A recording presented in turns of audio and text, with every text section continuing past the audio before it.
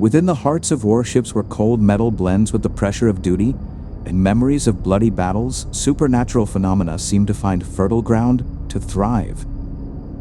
Stories of ghosts, mysterious entities, or unexplained noises always make sailors, no matter how brave, shudder. Let's start with the account of Eric, a sailor aboard the USS Winston Churchill, an Arleigh Burke-class destroyer, hull number DDG-81.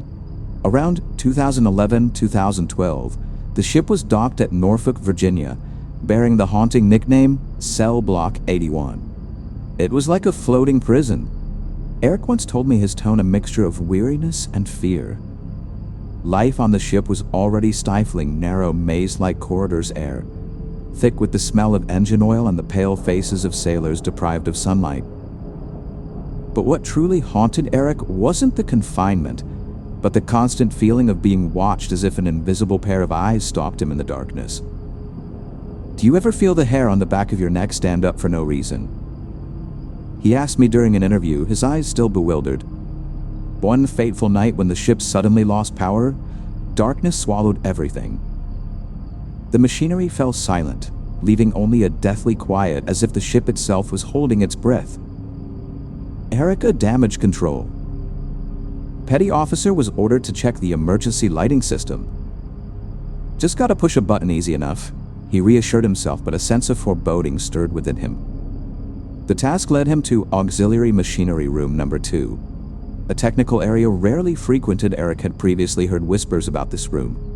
Footsteps of unknown origin, the clang of metal when no one was there, and a suffocating feeling upon entering. The new guys often get hazed, so I thought it was just a prank. Eric recounted, but his voice trailed off as he recalled what happened next. As he pushed open the room's heavy door, an unusual blast of cold air enveloped him, like stepping into another world. The flashlight in Eric's hand flickered even though the batteries were fresh. In the darkness, he heard a whisper, faint but distinct, like someone calling his name. "Anyone here?" he shouted, his voice echoing in the empty space. No answer, only the sound of metal scraping somewhere in the dark corner. The phenomena in auxiliary machinery room number 2 had a peculiar characteristic. They seemed to target women more often. Female sailors reported intense feelings of being watched, as if an invisible entity was pressing close behind them. One of Eric's female colleagues once swore she heard a hoarse laugh right beside her ear, even though she was alone. It wasn't just a feeling, Professor, she told me, it was really there. Back to Eric as he moved deeper into the room, his flashlight beam suddenly died. In absolute darkness, he felt immense pressure on his chest, as if someone was squeezing him tightly. I couldn't breathe, he recounted, and then I heard it. A voice not human whispering that I didn't belong here. He flicked the flashlight back on, and in a brief moment, he glimpsed a tall, indistinct figure gliding across the metal bulkhead. Panicked, Eric fled the room, his heart pounding as if it would burst. When he reported it to his superiors, he received only skeptical looks and the explanation that it might be stress-induced hallucinations. But Eric knew what he had experienced wasn't a hallucination. Professor, I don't believe in ghosts, he told me, but that thing, it wasn't human. From my perspective, the USS Winston Churchill is not just a warship, but a floating tomb, where painful memories and unnamed entities are trapped. Warships with their histories steeped in blood and fire often attract supernatural phenomena. Perhaps what Eric encountered was the remnant of a sailor who died in an accident on board. Or worse, an ancient entity awakened by human presence. Eric's story is not unique. Many other sailors on different warships have reported similar experiences. Knocks on doors in the night, shadowy figures gliding through corridors, or the sensation of being pulled or grabbed while sleeping. If you stay on a ship long enough, Eric concluded his story, you learn not to ask questions, but I swear, Professor, I will never set foot in that room again. While the female sailors on the USS Winston Churchill often felt intense, unseen scrutiny, Eric's male colleagues faced a more tangible threat, as if a predator lurked in the shadows waiting for a chance to strike.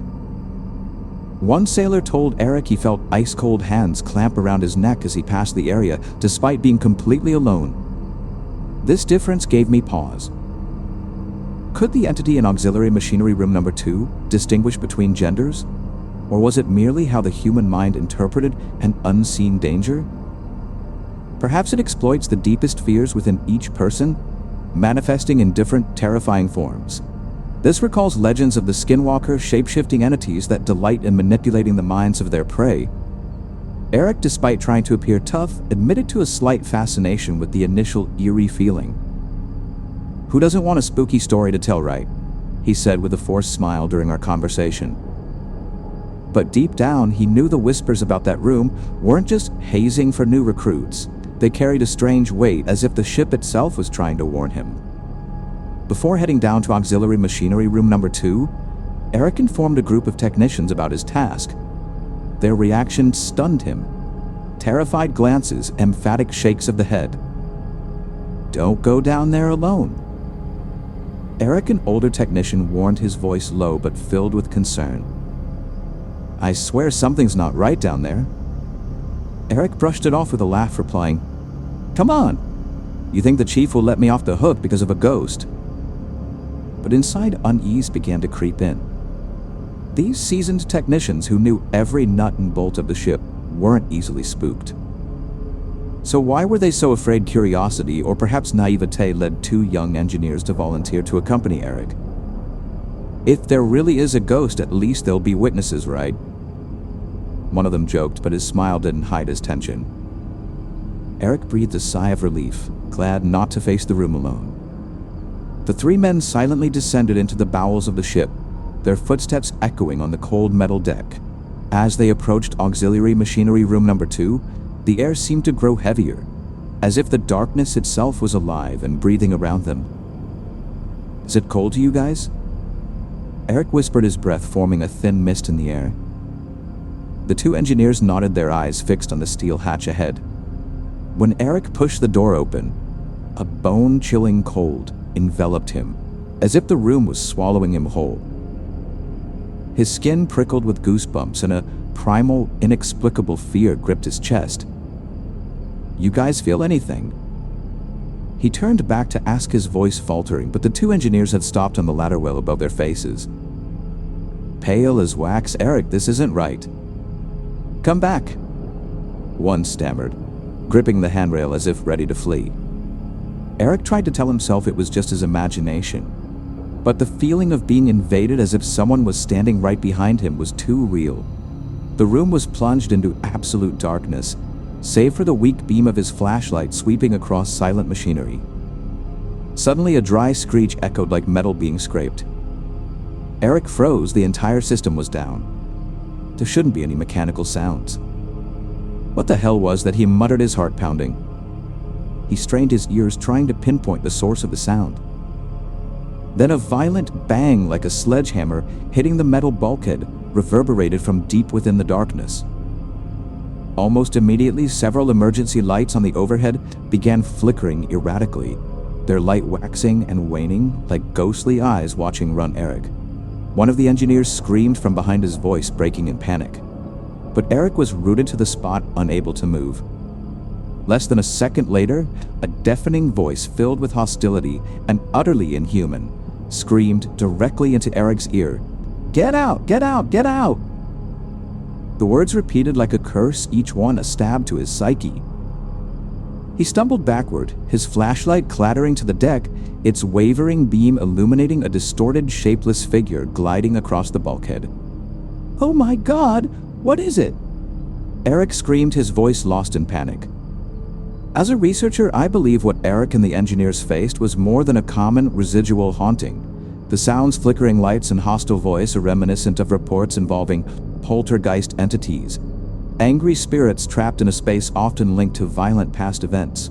Perhaps an accident or tragic death aboard the ship created a tear in reality, allowing something not of this world to intrude. Eric and the 2 engineers scrambled out of the room, hearts racing, not daring to look back. When they reported to their superiors, they were met with head shakes and the explanation of stress-induced hallucinations. But all 3 knew the truth. "Professor, I never believed in ghosts before. Eric told me his eyes still haunted, but after that night, I never dared enter that room again. And I know it's still there, waiting." The two engineers stood frozen on the ladder well, their faces drained of color. According to Eric, they didn't hear the ghostly voice screaming, "Get out," as he did, but the terrifying banging from deep within the darkness was unmistakable, like a warning from the grave. It felt like someone was hitting my heart with a sledgehammer. One engineer later told me, his voice still trembling at the memory. When the banging erupted, both engineers screamed in terror, their voices cracking with panic. "Run. Something's down there." They turned and scrambled back up the ladder, tripping over each other in their frenzy, not daring to glance back even for a second. Eric, swept up by survival instincts, sprinted after them, his heart hammering against his ribs as if trying to break free. His breathing was heavy as if the darkness itself clung to him. That horrifying experience etched itself into Eric's mind, erasing any doubt about the ship's ghost stories. He knew that in auxiliary machinery room number 2, there was something, or someone, not of this world. It wasn't just a feeling, Professor, he told me, his eyes filled with fear. It lives there, and I swear it's still waiting. For the remainder of his service on the USS Winston Churchill, Eric absolutely refused to go back to that area, no matter the reason. Even if the chief ordered me, I'd rather take the punishment, he asserted. On subsequent nights, he often woke with a jolt, drenched in sweat, as if the entity from the room still stalked him in his dreams. It wasn't until the deployment ended and he returned stateside that Eric stumbled upon a chilling truth, like the final piece of a ghostly puzzle. An old shipmate over a few beers at a bar in Norfolk told him about a tragedy that occurred on the ship before he joined. "You know that room, right?" The shipmate whispered, his voice low as if afraid of being overheard. "It ain't clean." In September 2010, the USS Winston Churchill participated in a rescue operation for refugees off the Gulf of Aden near Somalia. A small boat carrying 85 people, 75 Ethiopians and 10 Somalis, had suffered engine failure adrift in rough waters. When the American warship arrived, the scene before them was a nightmare. Desperate people screaming in panic, pushing each other to survive. Tragedy struck when some men in their frenzy pushed women and children into the cold water. Cries and screams mingled with the crashing waves, creating a symphony of pain. Dozens drowned before the crew could pull them aboard. "I've never seen anything so horrific," a sailor involved in the operation told me, his voice choked with emotion. With no other option, the crew was forced to place the bodies of the unfortunate victims into the ship's freezer for temporary storage. And here's the detail that sent chills down Eric's spine. That freezer was located directly above auxiliary machinery room number 2. The agony, fear, and unjust deaths seemed to have seeped into the very metal of the ship, turning the room into a gateway to the spectral realm. "Professor, when I found that out, I was stunned." Eric recounted everything made sense. The banging, the voice, the feeling of being watched. It was like those spirits were still screaming, demanding justice. Such traumatic events can create a psychic residue where negative energy accumulates, attracting or even awakening supernatural entities.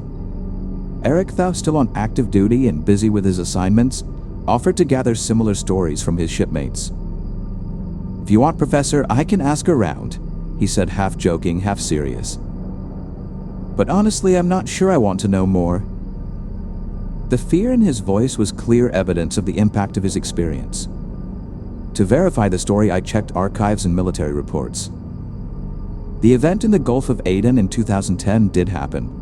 A small boat overloaded with 85 people broke down at sea. A South Korean merchant vessel spotted it and reported it, causing the USS Winston Churchill to divert and assist. The American sailors attempted to repair the boat's engine, but all efforts were futile. When the U.S. Navy inflatable boats approached, they witnessed an unforgettable scene. Desperate people jostling in a frenzy and bodies floating on the water.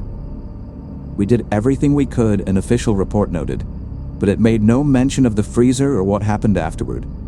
Perhaps the truth was too painful to record, but it left a permanent mark on the ship, and in the minds of people like Eric." When all attempts to repair the refugee boat's engine failed, the crew of the USS Winston Churchill decided to tow it towards the Somali coast, using a rescue boat. A second RHIB rigid-hold inflatable boat was deployed, loaded with food and water, like a final beacon of hope for the exhausted people. But this very act of humanity, like a cruel twist of fate, ignited a horrific tragedy. As the second RHIB approached, carrying precious supplies, the crowd on the small boat erupted in panic. The refugees, starved and desperate, rushed to one side, trampling each other to grasp at a sliver of survival. They were screaming, fighting over it like it was the last food on earth. A witnessing sailor recounted his voice still haunted by the memory. The sudden shift in weight caused the rickety boat to instantly lose balance. In a flash, it capsized, dragging dozens of people into the dark water. Cries for help, the screams of children mingled with the crashing waves, creating a symphony of despair. Many, likely unable to swim, sank beneath the cold waves, their eyes frozen in final terror. The American sailors, though trained for emergencies, could only watch helplessly. Some men, in their frantic struggle for survival, inadvertently drowned women and children around them as they tried to reach the surface. I saw a mother clutching her child, then both were swallowed by the waves, a rescuer told me, his voice catching. It was a scene from hell on earth, seared into the minds of those who witnessed it. In the end, only 64 people were rescued. Shivering and terrified on the deck, 13 bodies were recovered, their faces frozen in utter fear. 8 others vanished forever, likely swept away by the current into the deep sea. We did everything we could, an official report stated, but no one mentioned the agonizing burden the crew carried afterward. According to an article I found in The Guardian, the migration route through the Gulf of Aden is one of the most dangerous sea passages in the world. Overloaded boats, rough seas, and ruthless Somali smugglers willing to throw passengers into shark-infested waters to lighten the load. The story evokes the tragedy of the USS Indianapolis, where hundreds of sailors were devoured by sharks after their ship sank. The horror of the refugees trapped in the middle of the ocean is beyond words. For the 13 unfortunate souls, their final moments were a mixture of fear, desperation, and the biting cold of the ocean. Their bodies were placed in the freezer directly above auxiliary machinery room number 2. As if their pain had soaked into the very metal, turning the room into a tomb of resentment. When I found that out, I couldn't sleep. Eric told me his eyes still haunted. I don't claim to be an expert on ghosts, if anyone truly has the audacity to make such a claim. But one detail troubles me. The ghostly voice Eric heard screamed in English, "Get out!" If the entity was related to the refugees, most of whom didn't speak English, why choose this language? It was like the thing wanted me to understand clearly. Eric whispered, his voice trailing off. Had the spirits of the refugees learned to communicate in the crew's language? Or was it an older entity awakened by the tragedy and long residing within the ship? I lean towards the theory of a psychic imprint. The extreme psychological trauma from the incident might have created a form of supernatural energy manifesting in a way the living could most easily perceive. But the truth, as usual, remains shrouded in darkness. Eric's story is not just a warning about what lurks within warships, but also a testament to how traumatic events can leave a permanent mark. Professor, I don't know what that thing is. Eric concluded, his voice low. But I know one thing, it doesn't want us there, and I will never go back. As a researcher, I believe the USS Winston Churchill is not just a warship, but a floating tomb where trapped spirits scream for justice. The phenomena in auxiliary machinery room number 2, the banging, the voice, the figure, could be remnants of the 2010 tragedy, or worse, a gateway to something far more malevolent. If ships could talk, Eric once said they'd tell stories that would make the whole world tremble. This mystery, like many other supernatural phenomena, may never be solved. But every time I think about auxiliary machinery room number 2, I can't help but shudder. Perhaps right now in the darkness of the ship, that entity is still waiting, ready to scream at anyone who dares to enter. Get out. And I, even as a scientist, dare not challenge that warning. The final question about auxiliary machinery room number 2 hangs like a curse. Who on the USS Winston Churchill today is brave enough to step into that darkness, confront the entity screaming, "Get out," in search of the truth? Despite researching countless supernatural phenomena, I must admit that just thinking about that room makes my heart beat faster. Perhaps the mystery will remain forever submerged in the ship's silence, awaiting a brave or reckless soul to uncover it. Now let's leave the USS Winston Churchill and delve into another repository, no less chilling the book Tales from the Grid Square. Volume 1. Stories of Paranormal Military Experiences by Nick Orton. A currently serving U.S. service member, Nick has dedicated himself to collecting spine-chilling stories from comrades and veterans like pieces of a supernatural world hidden deep within the military. These stories aren't just accounts, Nick once told me, they are the truth they lived. Thanks to Nick's kindness in allowing sharing, I urge everyone to support his fantastic effort by purchasing this book. With 240 short, concise, and haunting stories, Tales from the Grid Square is a journey through the frightening hidden corners of the military. Read it at night. Nick laughed, but don't blame me if you can't turn off the lights. You can find the book on Amazon or via the link in the description. What fascinates me as a researcher is the strange similarity in these stories. Hundreds of service members from the US, Canada, Australia, the UK, Ireland, even Russia, people who have never met serving in different theaters of war, report nearly identical supernatural experiences. Invisible footsteps, shadowy figures gliding by in the night, or the feeling of being watched by an unnamed entity. This cannot be a coincidence. I told myself something larger is hiding. These stories are not only creepy, but they also hint at a reality far beyond battlefield stress or hallucinations. Could military environments soaked in blood and pain be gateways to another dimension? From my perspective, these phenomena resemble cracks in reality where entities like skinwalkers, poltergeists, or even lost souls find ways to slip into our world. Let's begin with another story from Tales from the Grid Square. The account of a sailor about a terrifying night on the flight deck of an aircraft carrier. Me and my buddy both on night check duty. He recounted, his voice still trembling slightly with the memory faced something inexplicable during our 3-month patrol. Around 2 a.m. after getting drinks from the vending machine, the two sailors casually walked towards the flight deck to watch anime using a projector. A rare moment of relaxation amidst long, suffocating days. The fluorescent lights were bright, not the dim red lights of the night shift. Everything was normal, nothing scary, he said, until we passed the hatch right in front of us. Suddenly the hatch, just over 3 feet away from them, automatically flew open, the metal latch clanging dryly in the quiet night. The impact echoed like a warning from another realm. Both men jumped aside, hearts pounding. Thinking someone from the other side had just opened it, I was ready to chew out whoever was careless, the sailor recounted. But then there was no one there. They stood there stunned, staring at the door gaping open into the darkness. "Hey, did I just open that?" he asked his friend, his voice betraying self-doubt. "No way."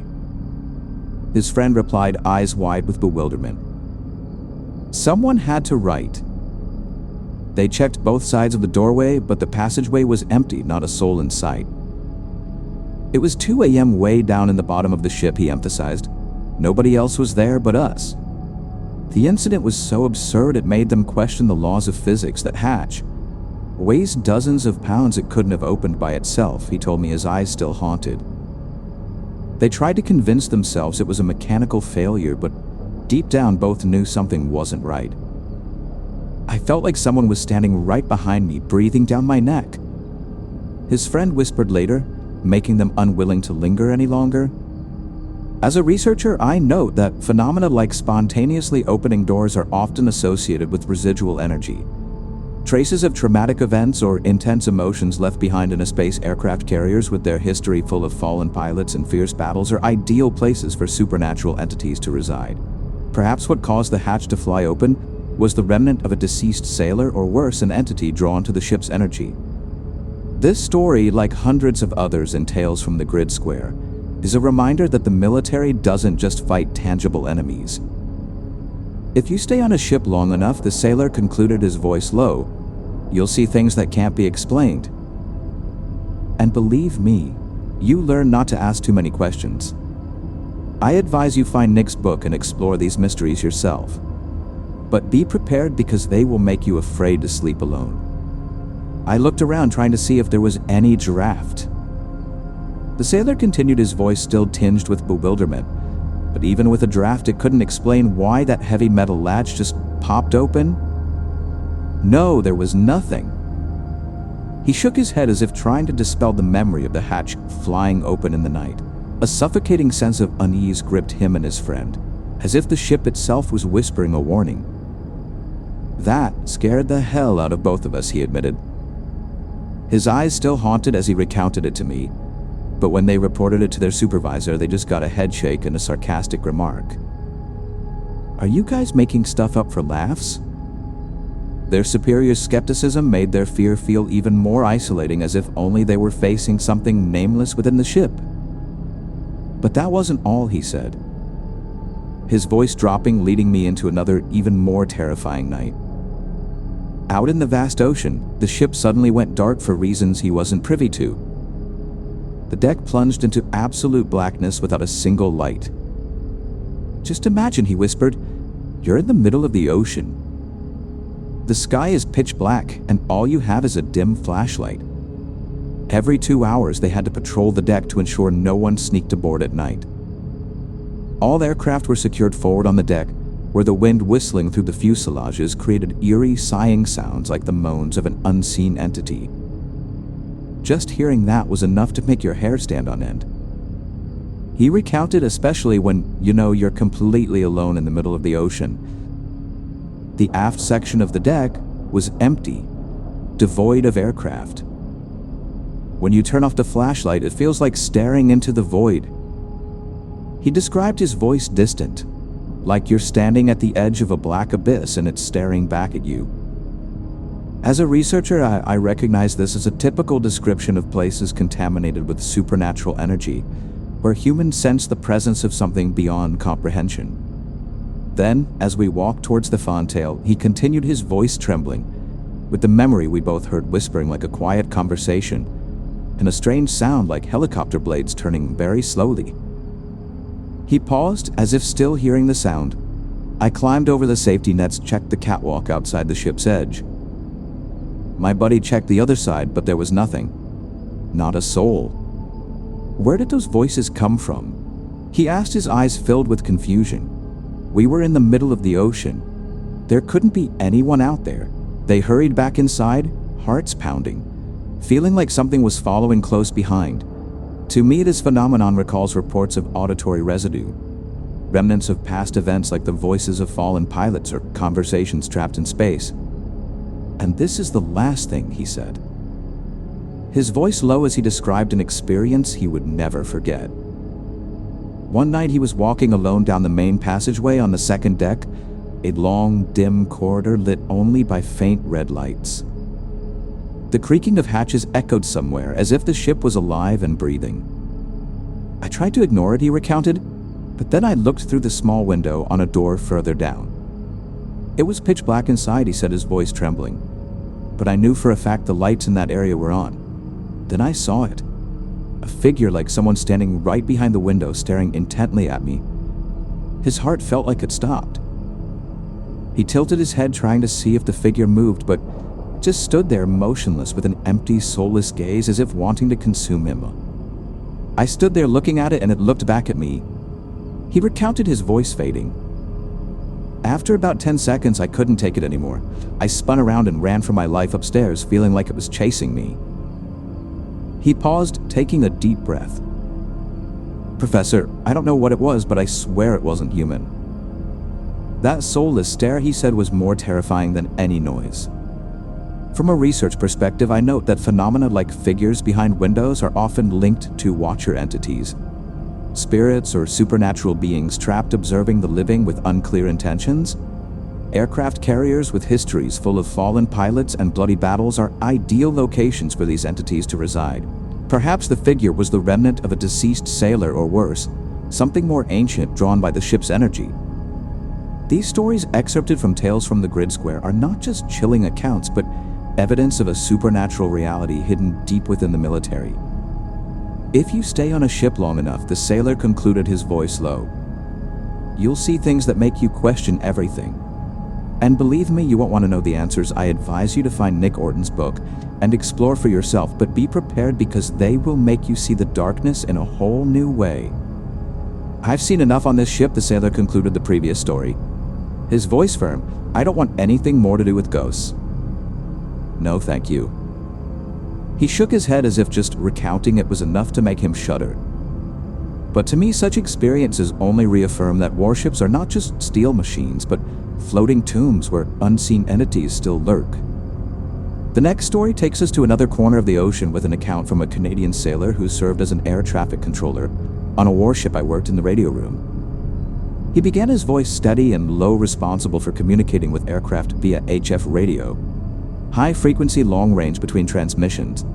You just sit there in the silence and listen. In the darkness of the radio room, with the sound of waves lapping against the hull, as the only noise, he began to notice strange sounds. They sounded like language, he described.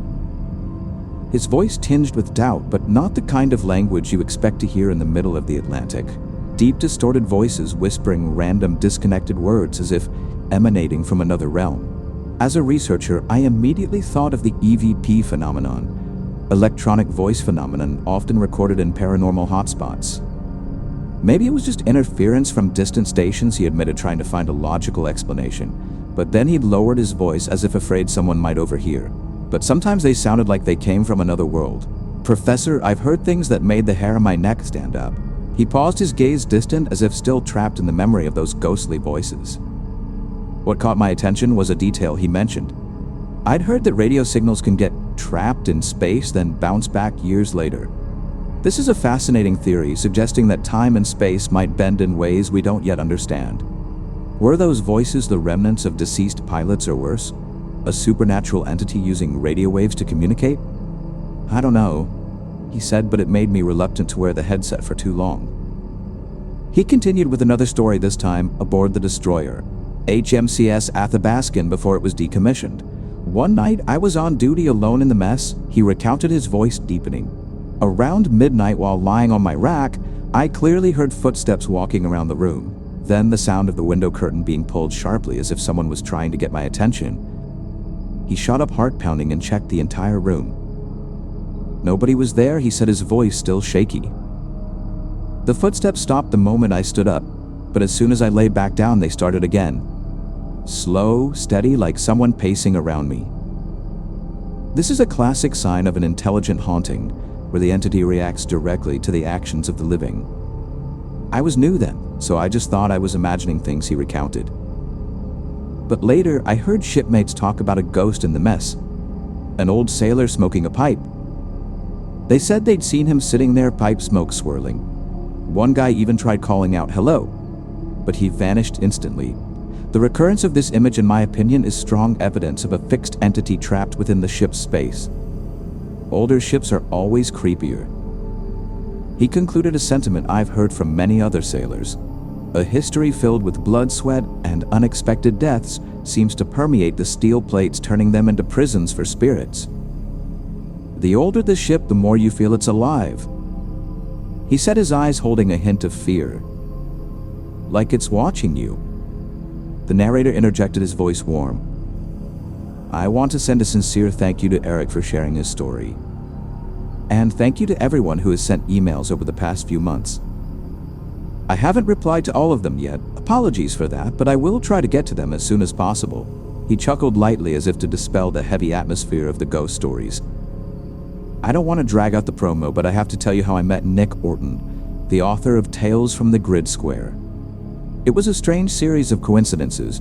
My friend Trip, a Marine and author of Smoke Pit Fairy Tale, contacted me a few months ago. He introduced me to Nick, and from there I got sucked into his treasure trove of paranormal stories. As a researcher, I believe the stories from Tales from the Grid Square are more than just chilling tales. They are keys to understanding the supernatural reality hidden behind the curtain of war. If you want to know the truth about what service members face, I tell the audience, find Nick's book. But be prepared, because what you read will make you see the darkness in a completely different light. Trip, my Marine buddy, told me about a new book he'd stumbled upon called Tales from the Grid Square. I immediately looked it up, ordered it right away, and started devouring it. I was already thinking, I have to contact this author, see if I can share some spooky stories on my channel. But something unexpected happened just a few weeks later. I got an email from someone saying somebody was trying to reach me on Instagram. I suddenly realized I never check my Instagram DMs. So I opened it up, and right at the top was a message from the Tales from the Grid Square account. Couldn't believe the bizarre coincidence. I thought, wait a minute, how did he know I bought his book? He laughed, clearly amused. It turned out Nick Orton, the author, had messaged him first, even though he'd bought the book earlier. And the reason Nick reached out, his own readers urged him to check out my channel Apex Fears. I couldn't help but marvel at how enthusiasts of paranormal stories find each other as if connected by an invisible thread. Thank you to those awesome readers, whoever you are. And then when I first chatted with Nick, it turned out we had a mutual friend, an old teammate from my recon days. Maybe even more than one, who knows? People say it's a small world. But in the military, when you're telling ghost stories, it gets even smaller. I noticed that connections like these are more than just coincidences. Service members facing strange phenomena in harsh environments seem drawn together by shared experiences. It's like an invisible network, I tell the audience, where supernatural stories become bridges between souls. I'm still trying to convince Nick to write for the channel, but he's still active duty and his army job takes up almost all his time. I figure if we all support Tales from the Grid Square, maybe Nick will retire early and we'll get a chance to collaborate. Speaking of support, he turned more serious. The success of content creators like me or Nick heavily depends on the mysterious algorithms of social media. Every like, comment, or share helps us reach more people. He paused, emphasizing, so follow Nick's Instagram, and if you buy Tales from the Grid Square, which I highly recommend, don't forget to leave a review on Amazon. It matters more than you think. I also want to extend my deepest gratitude to the Patreon supporters and YouTube channel members.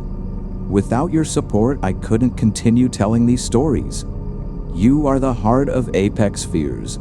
I couldn't help but be moved by his passion. Someone dedicating his heart to uncovering the mysteries of the military. Please keep sharing your stories. Each account is a precious piece of the puzzle, helping us understand more about the mysteries that parallel human military history. Whether it's a ghost on a warship, a voice on the radio waves, or a door opening by itself, they all deserve to be heard. As a researcher, I believe these stories are not just for entertainment. They are windows into a supernatural reality where battlefields and warships become intersections between the world of the living and the unseen realm. Every story is a clue, I say, and perhaps one day we will find the truth behind those ghosts. I'm Professor Ethan. Let's continue this journey together, exploring the hidden corners of military history where unnamed entities still wait. See you in the next stories, but be careful because the darkness always knows how to whisper. And if you want to explore Nick Orton's chilling collection for yourself, find Tales from the Grid Square on Amazon. But I warn you, once you open that book, the stories within will haunt you, making you look at every ship, every dark corridor with suspicion. Are you ready?